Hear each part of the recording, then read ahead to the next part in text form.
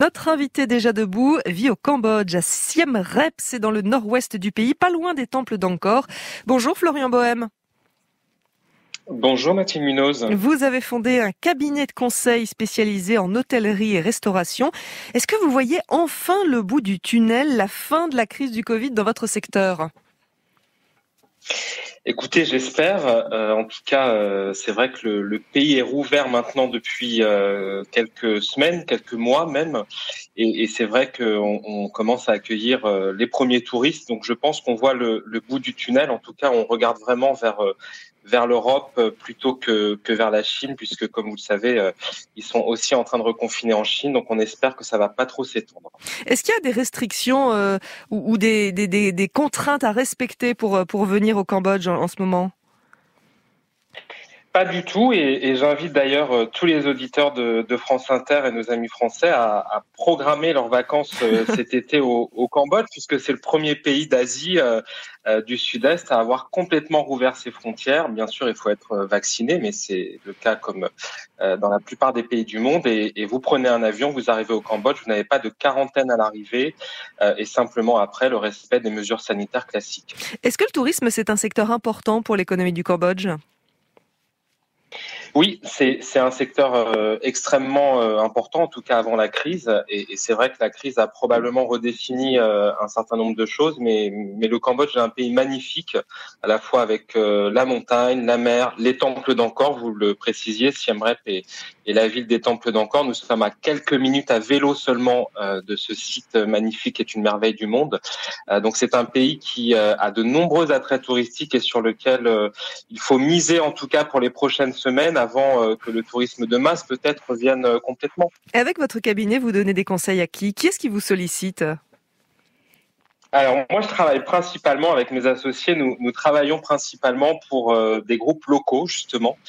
Donc des patrons, des chefs d'entreprise cambodgiens qui ont des affaires dans le domaine de l'hôtellerie, de la restauration ou du tourisme en général et qui souhaitent justement s'adapter à la clientèle internationale. Alors Florian Bohème, ça c'est une partie de votre vie parce qu'il y a une autre partie, vous êtes aussi conseiller des Français au Cambodge. Quel est votre rôle exactement ?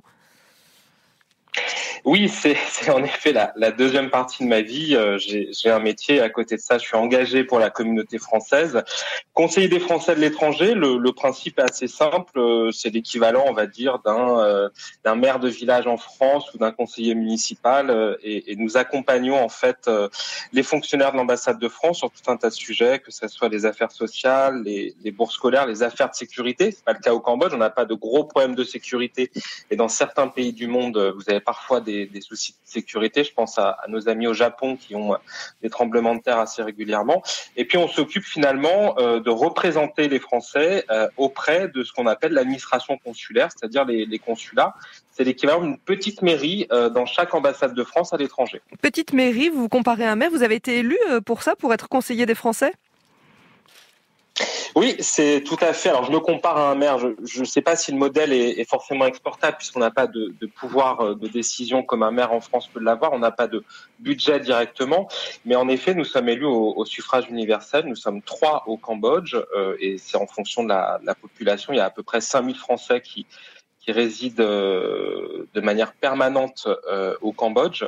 Et donc, nous sommes 3 conseillers des Français de l'étranger pour les représenter. Et est-ce que votre rôle aussi, ça consiste à préparer ou organiser l'élection présidentielle au Cambodge ? Est-ce que vous avez fait ça au premier tour ? Est-ce que vous êtes en train de préparer le deuxième ?